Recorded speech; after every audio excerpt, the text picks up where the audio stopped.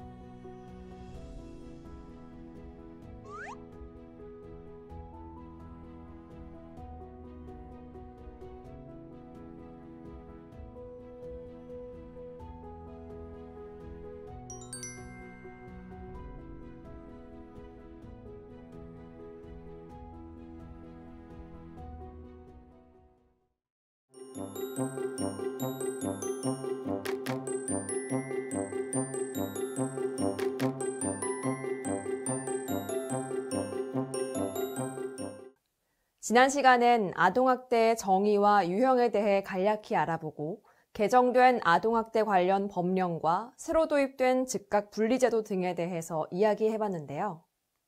이번 시간은 아동학대의 유형과 주요 사례에 대해 구체적으로 살펴보고 아동학대를 당하고 있는 피해 아동이 보이는 징후는 어떤 것들이 있는지 알아보겠습니다. 아동학대는 보호자를 포함한 성인이 아동의 건강 또는 복지를 해치거나 정상적인 발달을 저해할 수 있는 신체적, 정신적, 성적 폭력이나 가혹행위를 하는 행위, 또 아동에 대해 적절한 보호를 제공하지 않고 유기 방임하는 행위라고 지난 시간에 알아봤습니다. 아동학대는 이렇게 신체학대, 정서학대, 성학대, 방임 및 유기 등으로 나뉠 수 있는데요. 좀 더 자세히 알아보겠습니다. 먼저 신체학대에 대해 살펴보면 신체학대는 아동에게 신체적인 손상을 입히거나 정상적 발달을 해치거나 해칠 위험이 있는 모든 행위를 말합니다.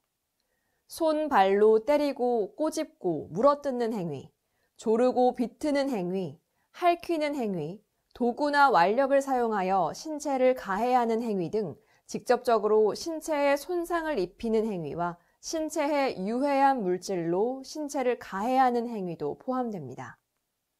아동에 대한 신체학대는 아동복지법상 5년 이하의 징역 또는 5천만 원 이하의 벌금에 처할 수 있습니다. 파리채, 회초리, 효자손, 여러분은 무엇이 떠오르시나요? 오래전부터 사용되어 온 체벌 도구들입니다.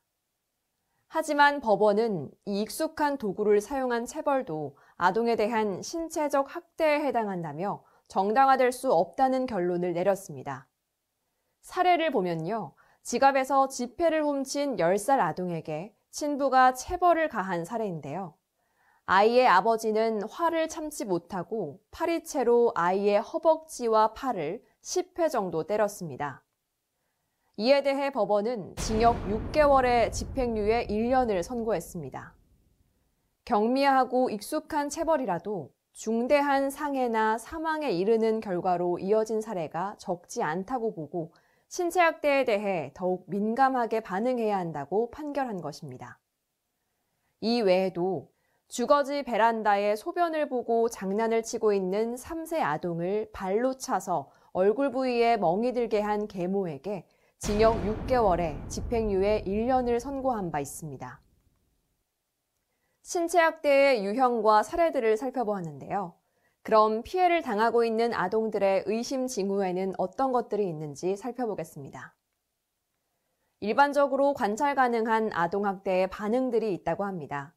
먼저 신체적 반응을 살펴보면 신체학대의 경우 설명하기 어려운 신체적 상흔, 발생과 회복의 시간차가 있는 상처, 사용된 도구의 모양이 그대로 나타나는 상처, 손바닥, 발바닥, 등, 엉덩이에 담뱃불 자국, 양말 모양, 장갑 모양, 도넛 모양의 상처, 뜨거운 물에 잠겨서 생긴 화상 자국, 팔, 다리, 목 등의 묶은 줄 자국의 화상, 겨드랑이나 팔뚝 안쪽, 허벅지 안쪽처럼 다치기 어려운 부위의 상처, 반복적으로 긁힌 상처가 보일 경우 신체학대를 당하고 있을 수 있으므로 지나치지 말고 신고해야 합니다.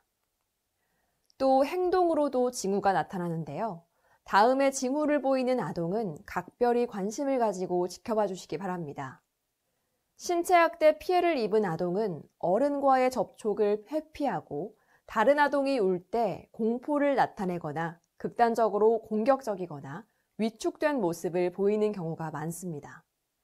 또 부모에 대한 두려움을 나타내고 집에 가는 것을 두려워하는 경우, 위험에 대해 지속적인 경계를 보이는 경우 신체학대를 당하고 있을 가능성이 있으니 관심을 갖고 살펴봐 주시기 바랍니다. 정서학대란 보호자를 포함한 성인이 아동에게 행하는 언어적 모욕, 정서적 위협, 감금, 억제, 신체 상흔에 의한 두려움, 기타 가학적인 행위를 말하며 언어적, 정신적, 심리적 학대라고도 합니다.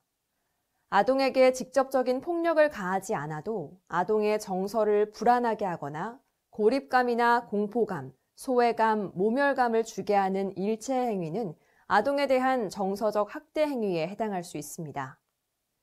조금 더 구체적으로 살펴보면 아동에게 원망적, 거부적, 적대적 또는 경멸적인 언어폭력, 잠을 재우지 않는 것, 벌거벗겨 내쫓는 행위, 형제나 친구 등과 비교, 차별, 편애하는 행위, 가족 내에서 왕따시키는 행위, 또 아동이 가정폭력을 목격하도록 하는 행위, 아동을 시설에 버리겠다고 위협하거나 짐을 싸서 쫓아내는 행위, 미성년자 출입금지 업소에 아동을 데리고 다니는 행위, 아동의 정서 발달 및 연령상 감당하기 어려운 것을 강요하는 행위, 즉 돈을 벌어오라고 시키거나 과도한 과업이나 행동을 요구하는 것, 보호자의 종교 행위를 강요하는 것, 다른 아동을 학대하도록 강요하는 행위도 정서학대에 포함됩니다. 정서학대는 신체학대와 마찬가지로 아동복지법상 5년 이하의 징역 또는 5천만 원 이하의 벌금에 처할 수 있습니다. 부모들이 습관처럼 뱉는 이와 같은 말들도 아동에게는 큰 상처가 됩니다. 어떤 말들은 그것이 실제로 행해지지 않는 말이라 해도 아동의 발달에 부정적인 영향을 미칠 수 있습니다. 최근 법원 사례를 보면 8세 아동이 휴대전화를 여러 번 잃어버린 경험이 있다는 이유로 잃어버렸다가 다시 찾은 휴대전화를 아동이 보는 앞에서 망치로 깨뜨린 행위를 정서학대로 보았고, 부모가 아동에게 준 음료수를 마시지 않았다고 잠옷 차림과 맨발로 집 밖으로 내쫓아 1시간 방치한 행위도 모두 정서학대로 판단했습니다. 다음 사례는 학습 강요 사례인데요. 고3 수험생인 A군, 초등학생 때부터 하루에 16시간 앉혀두고 공부시키고 성적이 떨어지면 때리거나 밥을 굶기기도 하였습니다. 1등만을 강요하는 엄마가 무서워 A군은 모의고사 성적표를 위조하기도 하였는데요. 어머니가 성적표 위조를 알게 될까 두려워 어머니를 살해한 사건이 있었습니다. 그럼 정서학대를 당하고 있는 아동은 어떤 의심 징후들이 있을까요? 정서학대를 당한 아동의 경우 발달 지연이나 성장장애, 신체 발달이 늦어질 수도 있습니다. 행동적 징후로는 특정 물건을 계속 빨거나 물어뜯는 행동을 하기도 하며 반사회적, 파괴적 행동장애, 수면장애, 놀이장애, 히스테리, 강박, 공포도 정서학대의 징후일 수 있습니다. 또한 극단적인 행동이나 지나친 행동을 하거나 발달 지연, 심할 경우 자살을 시도할 수도 있으며 부모와의 접촉에 두려움을 느낄 수 있습니다. 다음은 성학대에 관해 살펴보겠습니다. 성학대란 보호자를 포함한 성인이 아동의 성적 발달을 저해하는 모든 성적 행위를 말합니다. 행위자에게 자신의 성적 욕구 충족이라는 목적이 없는 경우에도 성학대로 인정된 사례가 있습니다. 아동을 성적으로 추행하는 행위 및 아동에게 유사 성행위를 하는 행위, 성교를 하는 행위, 자신의 성적 만족을 위해 아동을 관찰하거나 아동에게 성적인 노출을 하는 행위, 성매매를 시키거나 성매매를 매개하는 행위 등은 성학대에 해당합니다. 아동복지법상 아동에게 음란한 행위를 시키거나 이를 매개하는 행위 또는 아동에게 성적 수치심을 주는 성희롱 등의 성적 학대 행위는 10년 이하의 징역 또는 1억 원 이하의 벌금에 처해집니다. 최근 법원은 4세의 아동에게 자위 행위를 지켜보게 한 친부에 대해 피해 아동의 심리적 성장과 성적 정체성 형성에 부정적인 영향을 미칠 것으로 보고 징역 4년에 80시간의 성폭력 치료 프로그램 이수를 명한 바 있습니다. 성학대 피해 아동은 어떤 의심 징후들이 있는지 살펴보겠습니다. 성학대를 당한 아동의 신체적 징후의 경우 걷거나 앉는 것을 어려워할 수 있습니다. 또 찢어지고 피로 얼룩진 속옷, 회음부의 동통과 가려움, 생식기에 생긴 상처, 긁힌 자국, 회음부, 질, 항문 부위의 출혈이나 멍, 항문 손상, 10대 이전의 성병 감염, 임신 역시 성학대의 반응으로 의심할 수 있습니다. 행동적 징후를 살펴보면 성학대 피해를 입은 아동은 나이에 맞지 않는 성적 행동을 하거나 또래들보다 해박하고 조숙한 성지식을 가지고 있고 성적인 묘사를 하는 그림을 그리기도 합니다. 또한 비행이나 가출을 하려고 하고 우울, 불안 증세를 보이며 저조한 학습 수행을 보이는 등 피해가 나타날 수 있으니 주변에 지속적인 관심이 필요합니다. 다음은 방임에 대해 살펴보겠습니다. 방임은 보호자가 아동을 위험한 환경에 처하게 하거나 아동에게 필요한 의식주, 의무교육, 의료적 조치 등을 제공하지 않는 행위를 말하며 유기란 보호자가 아동을 보호하지 않고 버리는 행위를 말합니다. 자신의 보호 감독을 받는 아동을 유기하거나 의식주를 포함한 기본적 보호, 양육, 치료 및 교육을 소홀히 하는 방임 행위는 아동복지법상 5년 이하의 징역 또는 5천만 원 이하의 벌금에 처할 수 있습니다. 방임에는 물리적 방임, 교육적 방임, 의료적 방임이 있습니다. 물리적 방임은 기본적인 의식주를 제공하지 않는 행위, 불결한 환경에 아동을 방치하는 행위, 보호자가 아동을 가정 내에 두고 가출한 경우가 있습니다. 이 밖에 몸이 아프다는 이유로 수개월간 집안 청소를 하지 않고 아동을 화장실 바닥에 용변을 보도록 한 행위, 생활 쓰레기가 가득 찬 집에 아동을 방치한 행위 등도 모두 방임에 해당합니다. 교육적 방임은 보호자가 특별한 사유 없이 아동을 학교에 보내지 않거나 아동의 무단결석을 방치하는 행위, 아동의 교육적 욕구 및 의무에 대한 방치 행위, 준비물을 챙겨주지 않는 행위 등입니다. 최근 친부가 경제적 사정이 어렵다는 이유로 아이를 타 지역으로 데려간 후 초등학교에 보내지 않고 PC방에 방치하는 사건이 있었습니다. 타 지역에서도 비슷한 사건이 있었는데요. 친부가 별다른 이유 없이 아동을 학교에 보내지 않고 다른 대체 교육도 시키지 않은 것입니다. 이는 모두 아동에게 의무 교육을 제공하지 않은 교육적 방임으로 아동학대에 해당합니다. 의료적 방임은 아동에게 필요한 의료적 처치 및 개입을 하지 않는 행위를 말합니다. 유기는 아동을 보호하지 않고 버리는 행위입니다. 아동을 병원에 입원시키고 사라지는 경우나 시설 근처에 버리고 가는 행위도 유기에 포함됩니다. 보호자가 아동을 시설 근처에 두고 사라진 경우, 보호자가 친족에게 연락하지 않고 무작정 아동을 친족집 근처에 두고 사라진 경우가 해당합니다. 그럼 방임 피해 아동은 어떤 의심 징후들이 있는지 살펴보겠습니다. 비위생적인 신체 상태나 치과 치료 등 의학적 치료의 부족, 아동의 몸에서 악취가 지속적으로 나는 경우 방임을 의심해 볼 수 있습니다. 방임을 당하는 아동은 계절에 맞지 않는 부적절한 옷차림을 하고 있거나 배고픔을 이기지 못하고 음식을 구걸하거나 훔치기도 합니다. 학교에 일찍 등교하고 집에 늦게 가는 행동을 보이기도 하며 수업 중 조는 등 지속적인 피로, 불안정감을 호소하고 학교에 나오지 않는 날이 많을 수 있으니 관심을 갖고 살펴봐 주시길 바랍니다. 지금까지 아동학대의 유형과 의심징후로 신체학대, 정서학대, 성학대, 방임에 대해 알아보았는데요. 이러한 학대 유형은 피해 아동에게 2가지 이상이 복합적으로 발생될 수도 있습니다. 무심코 지나칠 수 있는 이런 징후들이 아이들이 보내는 마지막 SOS 신호일 수도 있습니다.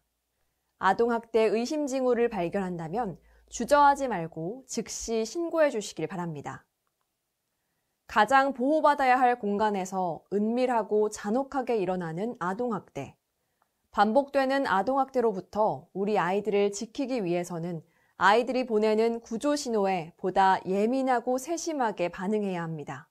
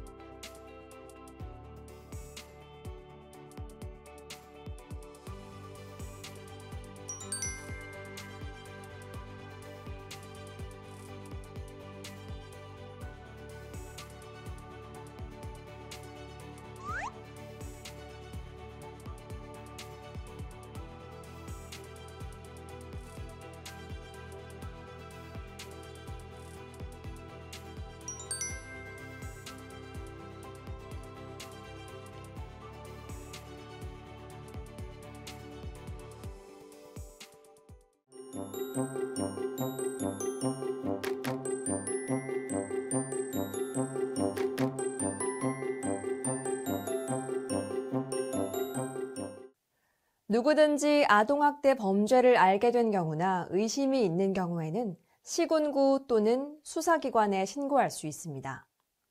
이번 시간에는 아동학대의 의심과 신고 방법에 대해 알아보고 신고 이후 주의해야 할 점과 피해 아동의 보호 절차에 대해 살펴보겠습니다. 지난 시간 아동학대의 유형과 주요 사례에 대해 알아보았습니다. 하지만 이렇게 아동학대의 정황이 명백하게 드러나는 경우 외에 의심스럽지만 신고하기 주저되는 경우들도 많이 있습니다. 이럴 때 아동학대 의심 여부를 확인할 수 있는 체크리스트가 있다고 하는데요. 어떤 경우에 아동학대를 의심할 수 있는지 아동학대 체크리스트를 살펴보도록 하겠습니다. 아동에게 사고로 보이기에는 미심적인 멍이나 상처가 발생할 경우, 상처 및 상흔에 대한 아동 혹은 보호자의 설명이 불명확할 경우, 보호자가 아동이 매를 맞고 자라야 한다는 생각을 갖고 있거나 체벌을 사용할 경우 신체적 학대를 의심할 수 있습니다.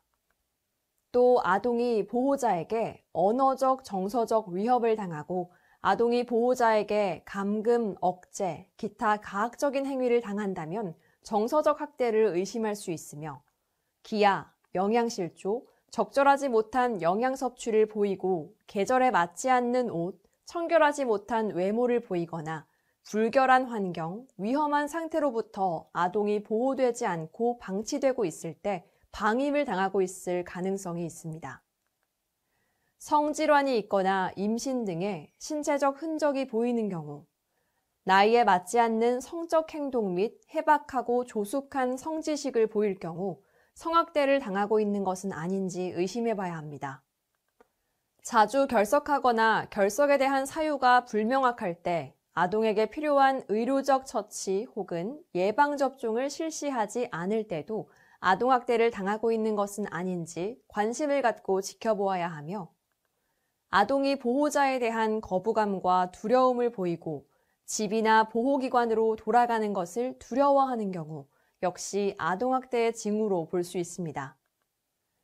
또 아동이 매우 공격적이거나 위축된 모습 등 극단적인 행동을 할 때도 아동학대를 의심할 수 있습니다. 이 중 한 개라도 체크된 경우에는 아동학대의 가능성이 있으니 주저하지 말고 신고해 주시기 바랍니다.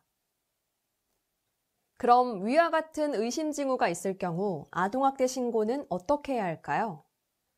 아동학대 의심 신고를 할 때는 피해 아동의 현재 상황, 아동학대 의심 상황, 피해 아동 인적 사항, 아동학대 행위자 관련 사항, 신고자 관련 사항 등을 구체적으로 알려주어야 합니다. 또 신고를 하실 때는 아동학대의 유형, 정도, 심각성, 발생 빈도, 지속성, 최근 발생한 아동학대의 상황 등 구체적인 내용을 알려주시고 가정이나 집단 내에 다른 피해 아동이 있는지, 학대 행위 의심자의 심신 상태, 현재 상황 등 가능한 많은 정보를 제공하는 것이 좋습니다. 하지만 아동이나 학대 행위자의 정보를 파악하지 못하더라도 신고할 수 있으며 학대 의심 징후가 보인다면 정보의 부족이나 설마 하는 생각으로 망설이기보다는 적극적인 신고로 아동의 안전과 생명을 보호해야 합니다. 만약 신고자의 이름이나 연락처를 알리고 싶지 않을 경우에는 익명으로도 신고할 수 있으며 전화가 부담스러울 경우엔 문자로도 신고가 가능합니다. 신고는 국번 없이 112로 하셔도 되고 휴대전화 애플리케이션 아이지킴콜 앱을 통해서도 신고가 가능합니다. 아동학대 신고 시에도 주의해야 할 사항들이 있습니다. 가능하면 학대 증거 사진을 확보하고 아동이 불안해하지 않도록 아동을 일상적으로 대하는 것이 중요합니다. 성학대가 의심되는 아동의 경우 증거가 오염될 수 있으므로 아동을 씻기거나 옷을 갈아입히지 않아야 합니다. 진술에 오염이 발생할 수 있으므로 학대에 대해 계속 캐묻거나 유도 질문을 하지 않아야 하며 현장 조사에 적극적으로 협조하는 것도 중요합니다. 또 아동학대 신고 의무자는 신고 시 학대 행위자로 의심되는 보호자에게 신고 내용을 알리지 않는 등 아동학대 증거가 은폐되지 않도록 주의해야 합니다. 그러나 무엇보다 중요한 것은 신고 후 아동을 대하는 태도입니다. 신고 전과 동일한 태도로 아동을 대하고 아동의 욕구에 민감하게 반응하며 존중과 이해로 대하도록 노력해야 합니다. 신고 후 아동은 학대받은 사건을 생각하며 자주 우울하거나 불안해할 수 있기 때문에 아동의 분위기 변화를 파악해야 하며 아동의 말을 경청하고 비언어적인 대화에도 반응해 주도록 노력해야 합니다. 무엇보다 학대받은 것이 아동의 잘못이 아님을 확인시켜 주어야 합니다. 신고자는 신고 후에 신고 내용과 학대 피해 의심 상황에 대한 조사를 받게 될 수도 있는데요. 이때 경찰과 아동학대 전담 공무원의 조사에 적극적으로 협조하고 이후에도 아동학대 전담 공무원과 아동보호 전문기관과의 협력을 유지하는 것이 필요합니다. 다음은 피해 아동 보호 절차에 대해 알아보도록 하겠습니다. 아동학대 신고 접수가 되면 경찰 또는 아동학대 전담 공무원은 지체 없이 현장 출동을 합니다. 필요한 경우 피해 아동과 학대 행위자에 대한 응급조치 또는 즉각분리 등 분리 보호를 합니다. 피해 아동, 아동학대 행위자, 주변인 등을 조사하여 학대 피해 정도와 학대 피해 사실에 대한 다양한 증거를 수집합니다. 아동을 만났을 때 신체에 상흔이 있는지, 아동의 피해 정도는 얼마나 되는지를 확인해 증거를 수집합니다. 이때 조사 대상자는 적극적으로 조사에 협조해 주셔야 합니다. 그리고 아동의 보호가 필요한 경우 출동한 현장에서 응급조치 또는 즉각 분리를 통해 아동의 안전을 확보해야 합니다. 아동학대 전담 공무원은 조사 결과를 바탕으로 살해 행위 등을 통해 아동학대 여부를 판단합니다. 아동학대 사례로 판단될 경우 피해 아동 보호 계획을 수립하여 아동을 원 가정에 그대로 보호하면서 살피거나 학대 행위자로부터 분리하여 보호하는 등의 조치를 할 수 있습니다. 물론 학대가 심각할 경우에는 고소, 고발 등 학대 행위자에 대한 조치를 진행합니다. 이후 아동보호 전문기관은 보호계획을 바탕으로 피해 아동의 후유증을 감소시키기 위해 다양한 치료와 상담, 지원 프로그램을 시행하고 학대 행위자에게는 재학대 방지를 위한 상담, 교육, 심리치료 프로그램 등을 지원합니다. 아동이 안전한 보호를 받고 있는지 사례 점검을 시행하여 종결 요건에 부합할 경우 사례 종결을 하게 됩니다. 사례 종결을 하더라도 아동의 안전 및 재학대 여부 등을 확인하기 위해 사후 관리도 진행합니다. 아동보호 전문기관은 피해 아동과 아동 가족의 상황을 고려하여 상담 및 교육 실시, 심리검사와 심리치료를 지원 및 안전 상황을 모니터링합니다. 또한 병원 진료와 입원 등 의료적 자원 연계, 분리보호 중인 아동이 가정 내에서 안전하게 생활할 수 있다고 판단되는 경우 가정 복귀 프로그램 실시 등 다양한 서비스를 제공합니다.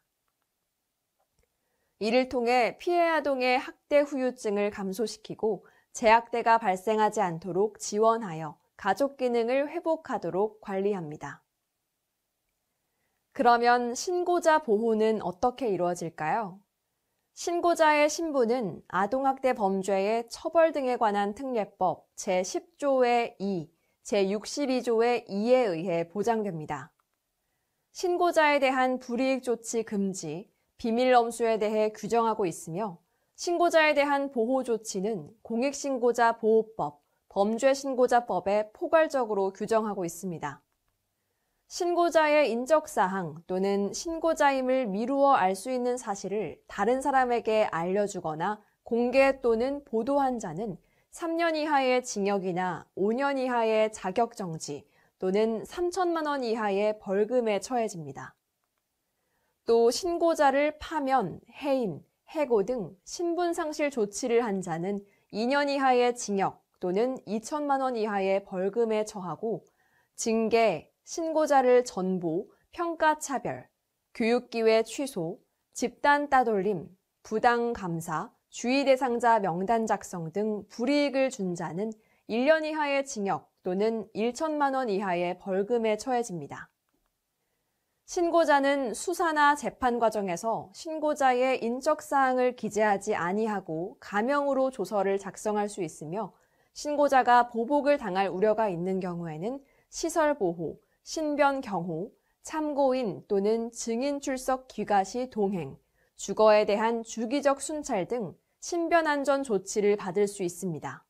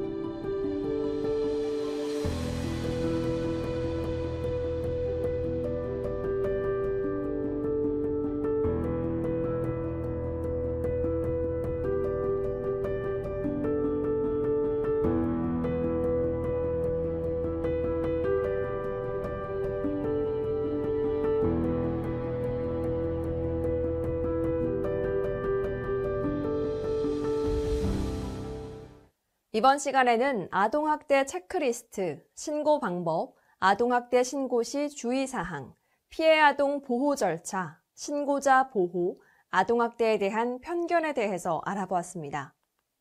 자신을 보호할 힘이 없는 절대 약자인 아동들에게 여러분의 세심한 보호와 신속한 신고는 아동을 살릴 수 있는 마지막 기회가 될 수도 있습니다. 아동학대 신고 의무자의 중요성에 대해 살펴봅니다.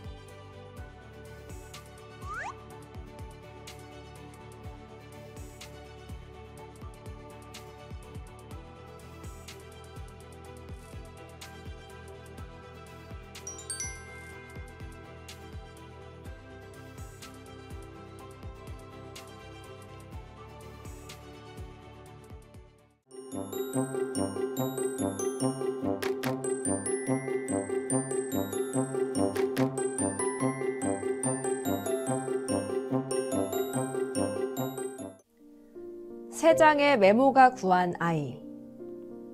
2021년 1월 1일 미국 플로리다주 올랜도의 한 레스토랑. 한 가족이 식사를 하러 옵니다. 부부는 자신들과 4살 된 딸아이가 먹을 음식만 주문하고 11살 된 아들이 먹을 것은 시키지 않았습니다. 각기 자기 접시에 음식을 먹고 있는 부부, 4살 딸. 마스크를 쓴 채 혼자 아무것도 먹지 않고 있는 소년. 미심쩍은 표정으로 이 가족의 모습을 보는 매니저. 학대받은 아이라는 직감이 든 매니저는 종이에 괜찮니? 라고 적은 뒤 부모가 한눈을 파는 사이 소년에게 내밀었습니다. 쪽지를 본 소년은 괜찮다고 고개를 끄덕였습니다. 하지만 매니저는 미심쩍은 느낌을 떨칠 수 없었습니다. 도와달라는 소년의 반응을 확인한 매니저는 쪽지에 OK라고 쓴 후 즉시 경찰에 신고했습니다. 즉시 출동한 경찰은 아이의 양부와 친모를 체포했습니다.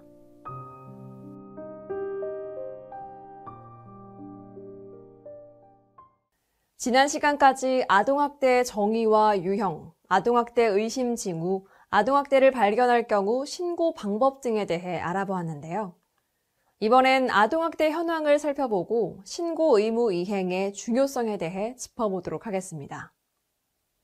2020년 집계된 아동학대 신고 접수 건수는 총 42,251건으로 전년 대비 약 2.1% 증가했고, 이 중에서 아동학대로 판단된 건수는 39,005건으로 전년 대비 2.9% 증가했습니다. 2020년 아동학대 사례 유형으로는 중복학대가 48.3%로 가장 높았고, 정서학대 28.3%, 신체학대 12.3%, 방임 8.9%, 성학대 2.2% 순으로 높게 나타났습니다.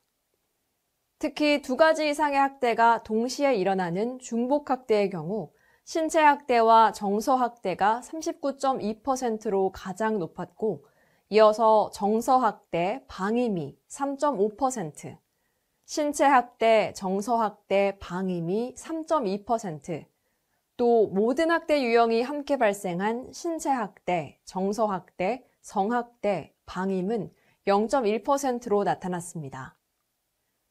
피해 아동의 연령을 살펴보면 만 13세에서 15세가 22.9%로 가장 큰 비중을 차지하였고, 그 다음으로는 만 10세에서 12세가 22.5%, 만 7세에서 9세가 19.5%로 나타났습니다. 특히 1세 미만 영유아의 학대 비율이 2%로 낮은 것은 실제 학대 건수가 적다기보다는 피해 아동의 연령상 피해 사실이 외부로 노출될 확률이 낮다고 보는 편이 합리적이기에 더 많은 관심과 주의가 필요합니다. 여기서 우리가 관심을 가져야 하는 부분은 가정 내에서 일어나는 아동학대에 대해서 관심을 가져야 하는데, 아동은 자신이 당하고 있는 피해를 외부에 알리기 어려울 수 있습니다. 학대 행위자와 피해 아동과의 관계는 부모 81.1%로 아동학대 사건의 절대 다수가 가정 내에서 부모에 의해 발생한다는 것을 확인할 수 있습니다. 이어서 대리 양육자가 9.5%, 친인척 5.4%, 타인 1.8% 등의 순으로 나타났습니다. 대리 양육자 중에서는 초중고교 직원이 2.9%로 가장 높았습니다.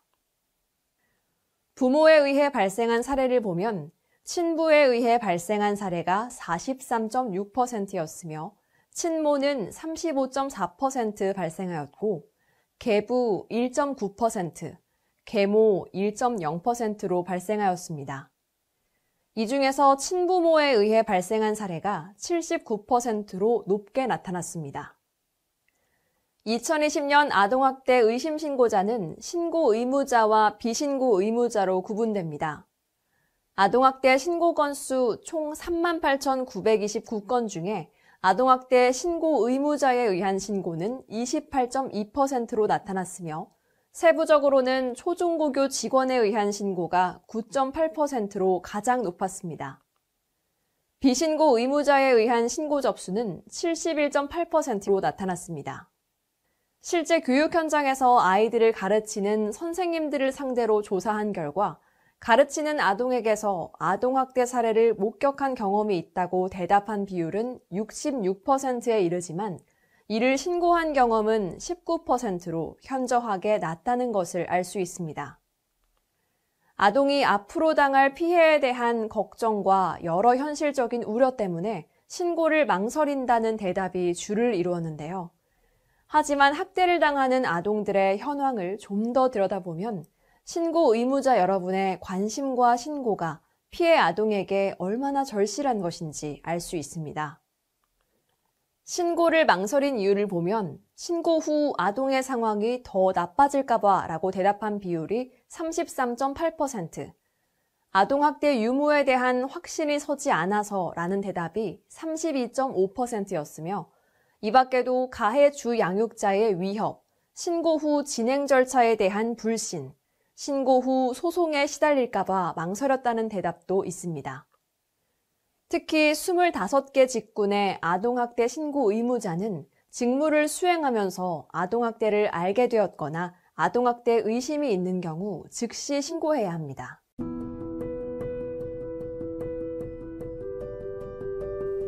데이브 펠처는 12살까지 친어머니로부터의 가혹한 아동학대를 받았습니다.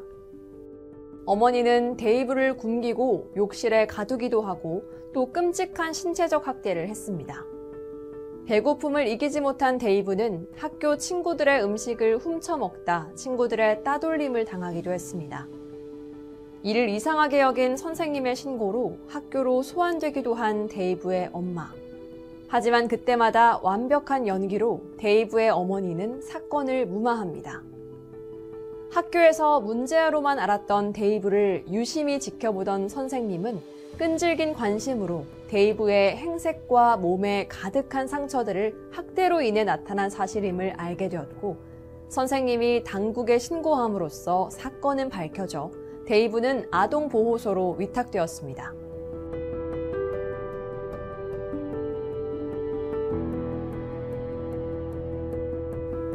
이후 위탁 가정에서 새로운 삶을 시작한 데이브는 18살에 미 공군에 입대하여 걸프전에 참전하여 무공을 세우기도 했습니다. 이후 데이브는 그의 감동 어린 이야기와 어린이 사랑운동으로 전국적인 인물이 되었습니다. 우리 모두의 관심과 신고가 한 아이의 인생을 바꿀 수도 있다는 사실, 책임감과 사명이 느껴지는데요. 그런데 만약 이런 의무가 있는 신고 의무자가 아동학대를 저지르면 어떻게 될까요? 아동학대 범죄의 처벌 등에 관한 특례법 제7조, 아동복지시설의 종사자 등에 대한 가중처벌에 따라 신고 의무자가 보호하는 아동을 학대하면 그 죄에 정한 형의 2분의 1까지 가중됩니다. 신고 의무자인 경우 업무의 특성상 일반인에 비해 피해 아동에 대한 보호 요청이 더욱 강하게 요구되기 때문에 불법성이 크다고 판단되어 가중처벌을 하는 것입니다. 이번 시간은 아동학대 현황을 살펴보고 아동학대 신고 의무자의 중요성에 대해 알아보았는데요. 아동은 신체적으로나 정신적으로 성숙하는 과정에 있으며 상처받기 쉬운 존재입니다. 때문에 바람직한 성장을 위해서는 우리 어른들의 지속적인 관심과 도움이 절대적으로 필요하다고 할 수 있습니다. 이 시간을 계기로 이 땅의 모든 아이들이 따뜻하고 안전한 환경에서 더 건강하고 행복하게 성장할 수 있게 되기를 바랍니다. 지금까지 함께 해주셔서 감사합니다.